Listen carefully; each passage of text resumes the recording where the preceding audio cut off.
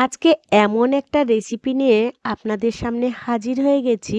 এটা দিয়ে রুটি পরোটা একবার খেলে কিন্তু প্রতিদিন খেতে চাইবেন। আচ্ছা বন্ধুরা, বলে ফেলুন তো, রেসিপিটি দেখে কি কিছু বুঝতে পেরেছেন? এটা হচ্ছে কিন্তু নেপালের সেই ভাইরাল রেসিপি, আলুর চুখানি। এটা শুধু আলু আর দই দিয়ে খুব সহজেই বানিয়ে ফেলা যায়। আর দুপুরবেলা গরম ভাতের সাথেও যদি খেতে চান, জাস্ট জমে যাবে। আর কিছু তরকারি তেমন লাগবে না। একবার যদি বানান, এই রেসিপিটির প্রেমে সত্যিই পড়ে যাবেন। এটা কিন্তু আমি কথা দিচ্ছি। প্রত্যেকদিন একই খাবার খেয়ে খেয়ে বোর হচ্ছেন, তাহলে খাবারে যদি একটু অন্যরকম টুইস্ট আনতে চান, তাহলে কিন্তু আপনার জন্য এই রেসিপিটি একেবারে পারফেক্ট। প্রতিদিন একঘেয়েমি রান্না করতে করতে বোর হয়ে যাচ্ছেন, সেদিনকে কিন্তু এই ফাঁকিবাজি রেসিপিটি বানিয়ে আপনি সবাইকে চমকে দিতে পারেন। তাই সকল দর্শক বন্ধুদের কাছে একান্ত অনুরোধ রইল রেসিপিটি স্কিপ না করে সম্পূর্ণ দেখার জন্য। নমস্কার বন্ধুরা, ইজি কুক চ্যানেলে আপনাদের সবাইকে স্বাগত জানাই। চলুন শুরু করছি। নেপালের এই ফেমাস ভাইরাল রেসিপিটি বানানোর জন্য আমাদের প্রথম যেটা দরকার হবে সেটা হচ্ছে সেদ্ধ আলু। এই রেসিপিটি বানানোর জন্য আলু সেদ্ধ করতে যতটা টাইম লাগে ততটাই কিন্তু টাইম লাগবে, এর বেশি কিন্তু কোনো টাইমই লাগবে না। এই আলু চোখানিটা আমি বানানোর জন্য 4টে আলু নিয়ে নিয়েছি। আলুগুলো বেশ সুন্দর করে সেদ্ধ করে নিয়েছি। প্রথম অবস্থায় আমরা আলুগুলোকে বেশ সুন্দর করে ছাড়িয়ে নেব। আমার এই রেসিপিটি যদি কোনো বন্ধু ইউটিউব থেকে দেখে থাকেন, তাহলে আমার এই ক্ষুদ্র চ্যানেলটিকে সাবস্ক্রাইব করে আমার পাশে থাকার জন্য অনুরোধ করছি। আর পাশে থাকা বেল আইকনটি অবশ্যই প্রেস করে রাখবেন। যখন আমি নিত্য নতুন কোনো রেসিপি দেবো, আপনাদের কাছে নোটিফিকেশান সবার আগে খুব সহজেই পৌঁছে যাবে। কথা বলতে বলতে দেখুন আলুগুলো বেশ সুন্দর করে ছাড়িয়ে নিয়েছি। এই আলু চুখানি বানানোর জন্য আলুগুলোকে আপনারা ছোট ছোট পিস করে কেটে নিতে পারেন, কিংবা এই রকম আমার মতন একটু বড় বড় সাইজ করে হাত দিয়ে চেপে চেপে ভেঙে নিতে পারেন। যদি ভেঙে নেন তাহলে দেখুন আমি যেরকমভাবে আলুগুলো টুকরো করে নিচ্ছি সেইভাবে কিন্তু টুকরোগুলো করে নেবেন। একেবারে আলু ভর্তা বানিয়ে ফেলবেন না কিন্তু। আচ্ছা বন্ধুরা, বলে ফেলুন তো, আপনারা কি এইভাবে আলুর রেসিপি বানিয়ে খেয়েছেন? যদি বানিয়ে থাকেন তাহলে আমাকে কমেন্টে জানিয়ে যাবেন। আর যদি না বানিয়ে থাকেন, আপনাদের কাছে অনুরোধ রইল অবশ্যই একবার ট্রাই করবেন, নয়তো জীবন থেকে অনেক কিছু টেস্ট মিস হয়ে যাবে। কথা বলতে বলতে দেখুন সমস্ত আলুগুলো আমি বেশ সুন্দর করে বড় বড় টুকরো করে হাত দিয়ে ভেঙে নিয়েছি। এই ভাঙা আলুগুলোকে সাইডে রেখে দিলাম। এবারে যেটা আমাদের লাগবে উপকরণ, সেটা হচ্ছে পেঁয়াজ। পেঁয়াজ আমি এখানে দুটো নিয়ে নিয়েছি। প্রথমে পেঁয়াজটাকে ভালো করে ছাড়িয়ে নেব, আর লম্বা লম্বা করে একটু সরু সরু করে কেটে নেব। খুব বেশি পাতলা পাতলা কাটবো না। দেখুন আমি যেভাবে কাটছি ঠিক সেইভাবেই কেটে নেবেন। আমি এখানে 4টে আলুর জন্য দুটো বড় সাইজের পেঁয়াজ নিয়ে নিয়েছি। আপনারা পেঁয়াজটা যেভাবে পছন্দ করেন সেইভাবে বাড়িয়ে বা কমিয়ে নিতে পারেন, তবে অবশ্যই পেঁয়াজটা দেবেন। পেঁয়াজটা একেবারেই স্কিপ করা যাবে না। দেখুন এই রকম একটু মোটা রেখে রেখে লম্বা লম্বা করে আমাদের কেটে নিতে হবে, তাহলে এটা খেতে খুব ভালো লাগবে। এবারে যেটা লাগবে সেটা হচ্ছে টক দই। এটা কিন্তু আমার ঘরে পাতা টক দই।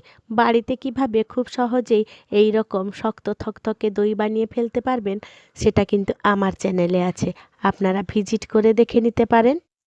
আমি প্রায় এখানে 500 গ্রামের মতন দই নিয়ে নিয়েছি। দইটাকে একটা মিক্সিং বোলের মধ্যে ঢেলে নিলাম, দিয়ে বেশ ভালো করে ফেটিয়ে নেব। এই দইটা অবশ্য একটু টক টক হলেই ভালো হয়।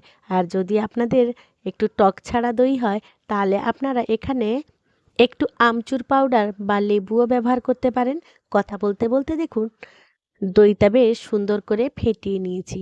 এবারে স্বাদ মতো নুন দিয়ে দিলাম, আর দিয়ে দেবো হাফ চামচ মতন লঙ্কা গুঁড়ো। ঝালটা অবশ্য আপনাদের স্বাদ মতন বাড়িয়ে বা কমিয়ে নেবেন। এবারে দিয়ে দেবো হাফ চামচ মতন জিরে গুঁড়ো, আর দিয়ে দেবো সামান্য একটু গোলমরিচের গুঁড়ো। এবারে এই সমস্ত উপকরণগুলোকে বেশ ভালো করে মিশিয়ে নেব দইয়ের সাথে। এই আলুর চোখানিটা বানানোর জন্য এই মেশানোটা কিন্তু একটা বড় ভূমিকা রাখে, তাই খুব সুন্দর করে মেশাতে হবে কিন্তু। এবারে খুব ভালো করে মেশানো হয়ে গেলে মশলাগুলো, এবারে কেটে রাখা পেঁয়াজগুলো দিয়ে দেবো। পেঁয়াজটা দিয়ে বেশ ভালো করে মিশিয়ে নেব।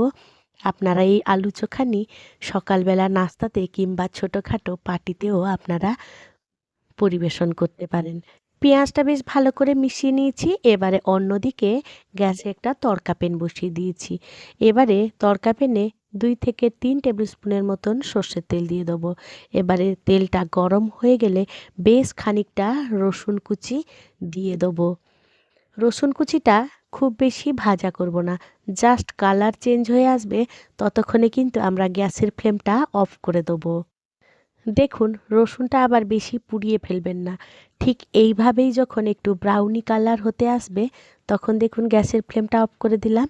গ্যাসের ফ্লেম অফ করার সাথে সাথেই দিয়ে দেবো হিং, আর দিয়ে দেবো 1 চামচ কাশ্মীরি লাল লঙ্কা গুঁড়ো, আর দিয়ে দেবো প্রায় 2 চামচের মতন কসুরি মেথি। এই সমস্ত কিন্তু এই গরম তেলের মধ্যে দিয়েই করতে হবে। গ্যাসটা একেবারেই বন্ধ করেই করবেন, নয়তো মোটেও খেতে ভালো লাগবে না। এই তড়কাটা বানিয়ে নিলাম। এবারে এই তড়কাটা এই দইয়ের উপরে ঢেলে দেবো, দিয়ে এই গরম তেলটাকে বেশ ভালো করে এই দইয়ের সাথে মিশিয়ে নেব। কম সময় কম মশলা কিন্তু স্বাস্থ্যকর দুর্দান্ত স্বাদ, এটা আজকের আলু চুখানি। একবার বানালেই কিন্তু রোজকার তালিকায় ঢুকে যাবে, এটা কিন্তু আমি কথা দিলাম। এইভাবে যদি বানিয়ে ফেলেন তাহলে একদম আলুর যে কোনো রেসিপি আপনি ভুলতে বাধ্য, এটাই আপনার ফেভারিট হয়ে যাবে। এটা কিন্তু আপনারা বানিয়ে কিন্তু বলে যাবেন।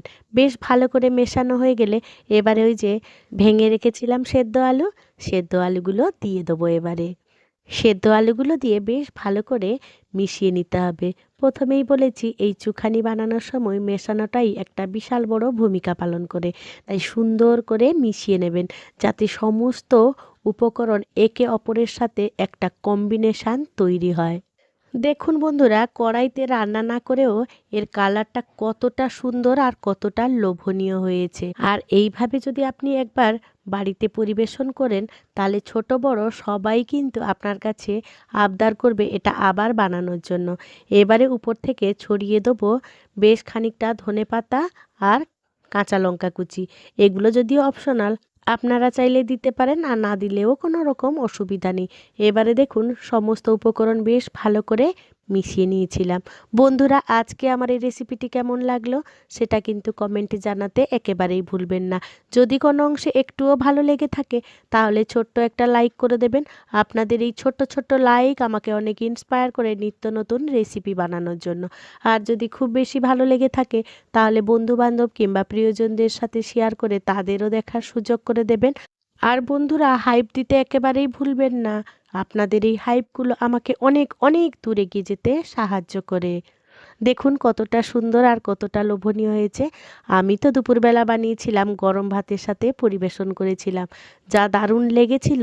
যেদিনকে বানিয়েছিলাম সেদিনকে কিন্তু আমি ভাত একটু বেশি খেয়েছিলাম। বাড়ির সবার বায়নাতে আবারও বানিয়েছিলাম, রাতে ডিনারেও পরিবেশন করেছিলাম। আমার সাথে এতক্ষণ থেকে আমার রেসিপিটি দেখার জন্য আপনাদেরকে জানাই অসংখ্য অসংখ্য ধন্যবাদ। আপনারা ভালো থাকবেন, সুস্থ থাকবেন। দেখা হবে পরের কোনো নিত্য নতুন রেসিপিতে।